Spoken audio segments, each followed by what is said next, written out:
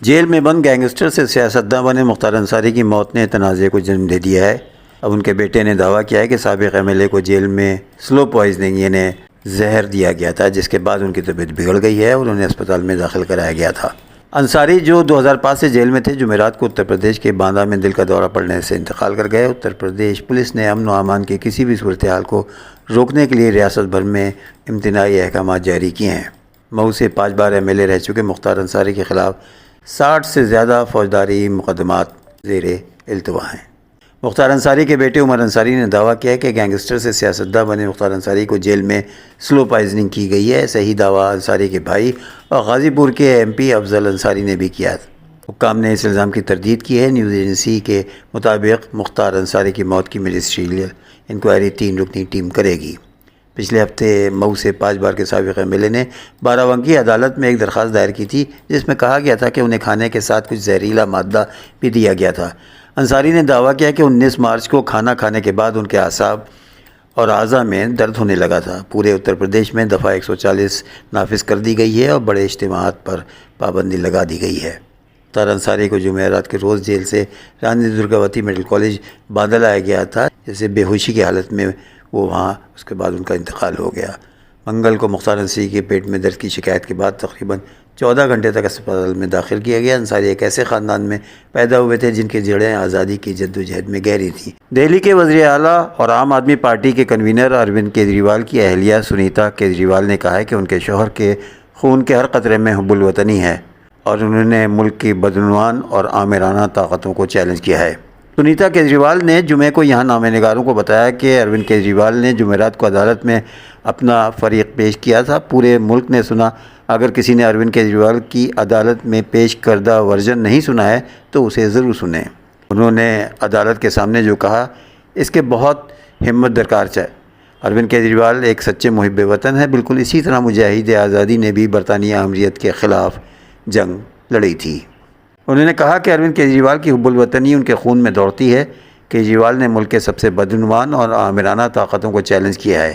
انہوں نے دہلی کے لوگوں سے کہا کہ آپ اروند کیجریوال کو اپنا بھائی اور اپنا بیٹا کہا ہے کہ آپ اس لڑائی میں اپنے بھائی اور اپنے بیٹے کا ساتھ نہیں دیں گے۔ ہمیں یقین ہے کہ ہم سب مل کر یہ جنگ لڑیں گے۔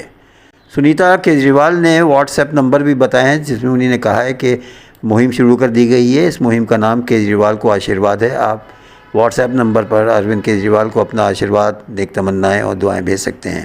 اگر کوئی اور پیغام دینا چاہیں تو وہ بھی دے سکتے ہیں۔ دہلی میں کئی ماؤں نے اپنے بیٹے کے لیے نیک خواہشات پیش کی ہیں۔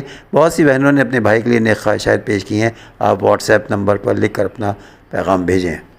اقوام متحدہ نے دہلی کے وزیر اعلیٰ اروند کیجریوال کی گرفتاری اور کانگریس کے بینک کھاتوں کو منجمد کرنے کے درمیان ہندوستان میں مبینہ طور سے سیاسی بدامنی کے بارے میں ایک سوال کا جواب دیتے ہوئے کہا کہ عالمی ادارے کو لوگوں کو سیاسی اور شہری حقوق کے تحفظ کا کام سونپا گیا ہے۔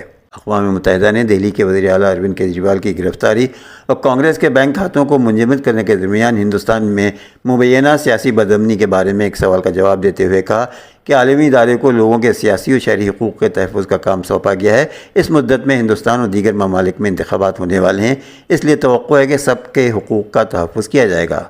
انتونیو گوٹریس کے ترجمان اسٹیفن ڈوچارک نے ایک پریس کانفرنس میں بیان دیا ہے۔ اقوام متحدہ کے سیکرٹری جنرل نے کہا کہ ہمیں پوری امید ہے کہ ہندوستان میں انتخابات ہونے والے ہیں۔ کسی بھی دوسرے ملک کی طرح سیاسی اور شہری حقوق سمیت ہر کسی کے حقوق کا تحفظ کیا جائے گا۔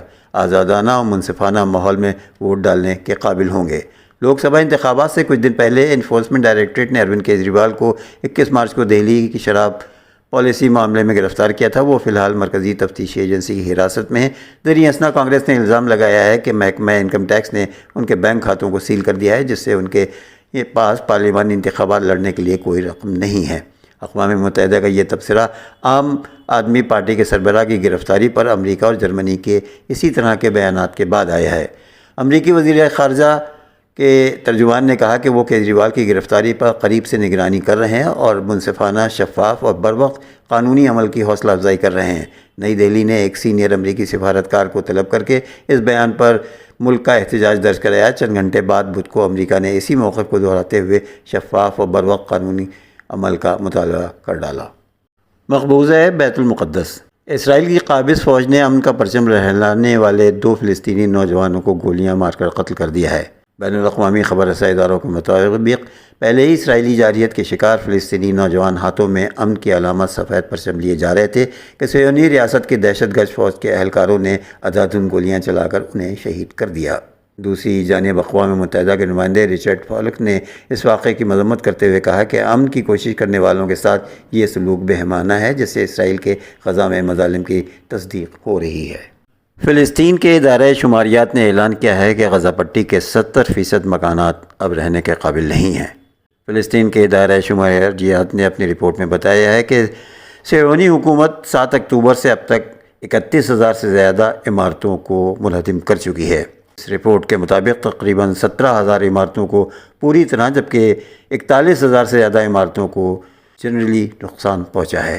مجموعی طور پر غزہ میں 82,000 عمارتوں کو نقصان پہنچا ہے۔ فلسطین کے ادارہ شماریات نے اعلان کیا ہے کہ غزہ میں اقوام متحدہ سے وابستہ 104 عمارتوں کو بھی نقصان پہنچا ہے۔ رپورٹ کے مطابق 79,000 رہائشیوں پوری طرح سے تباہ ہو چکی ہیں اور 2,90,000 سے زیادہ رہائشی یونٹوں کو جزوی طور پر نقصان پہنچا ہے۔ مجموعی طور پر غزہ پٹی کے 70% رہائشی مکانات کو نقصان پہنچا ہے اور ایسی کوئی امید نظر بھی نہیں آ رہی ہے کہ وہ حال میں یا مستقبل میں بن سکیں۔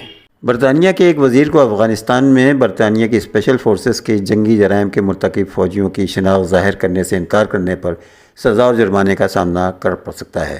برطانوی حکومت کے ایک وزیر کو افغانستان میں جنگی جرائم کے ارتکاب کے الزامات کا سامنا کرنے والے فوجیوں کا نام ظاہر کرنے سے انکار کرنے کی وجہ سے قانونی چارہ جوئی کا سامنا ہے۔ عدالتی حکم کی تعمیل نہ کرنے پر انہیں قید و جرمانے یا جرمانے کا سامنا کرنا پڑ سکتا ہے۔ جونی اسمیرز جو سابقہ برطانوی فوجیوں سے متعلق امور کے وزیر ہیں، انہوں نے متعدد فوجی افسروں کی شناخت ظاہر کرنے سے انکار کیا ہے، جن کے بارے میں ان کا کہنا ہے کہ انہوں نے افغانستان میں تعیناتی کے دوران مبینہ طور پر قتل اور بعد ازاں اسے چھپانے کے بارے میں خود انہیں بتایا تھا۔ برطانوی وزیر اس حوالے سے بنائے گئے کمیشن اور عوامی انکوائری کے سامنے ان فوجیوں کے نام ظاہر کرنے سے انکار کر دیا ہے، جن کے بارے میں یہ پتہ لگایا جا رہا ہے کہ آیا ایک یونٹ نے جنگ لڑنے کے قابل عمر والے مردوں یعنی 18 تا 40 برس کی عمر کے مردوں کے ایک گروپ کو سزائے موت دی تھی اور بعد ازاں اس واقعے کو دیا گیا تھا۔ اس کی پردہ پوشی کی گئی ہے، گرچہ ان مردوں کے اس گروپ کو 2010 تا 2013 کے درمیان جنگ زدہ ملک میں کوئی خطرہ نہیں تھا۔ اور آخر میں ایک دلچسپ خبر، دبئی کے برج خلیفہ کے مکین 3 مختلف اوقات میں سحری اور روزہ افطار کرتے ہیں۔ عرب میڈیا کی رپورٹ کے مطابق دبئی میں واقع دنیا کی سب سے بلند عمارت برج خلیفہ میں رہائش پذیر 12,000 افراد ٹاور کی اونچائی کے باعث مختلف اوقات میں سحری و افطاری کرتے ہیں۔ اوقات کا فرق زمین کے قریب منزلوں اور بہت اونچی منزلوں کی رہائشیوں کے درمیان وقت میں فرق کی وجہ سے ہوتا ہے۔ دبئی کے اسلامی امور کے محکمے نے برج خلیفہ کی 160 سے زائد منزلوں میں رہنے والوں کے لیے جو ہدایات جاری کی ہیں، ان کے مطابق 80ویں منزل سے 150ویں منزل تک رہائشی افطار 2 منٹ تاخیر سے اور سحری 2 منٹ جلدی ختم کی جائے گی۔ اسی طرح 150ویں منزل اور اس سے اوپر کی رہائشیوں کے لیے مغرب کی نماز کی اذان 3 منٹ تاخیر سے دی جاتی ہے، ان کی سحری کا وقت بھی 3 منٹ جلدی ختم ہو جاتا ہے۔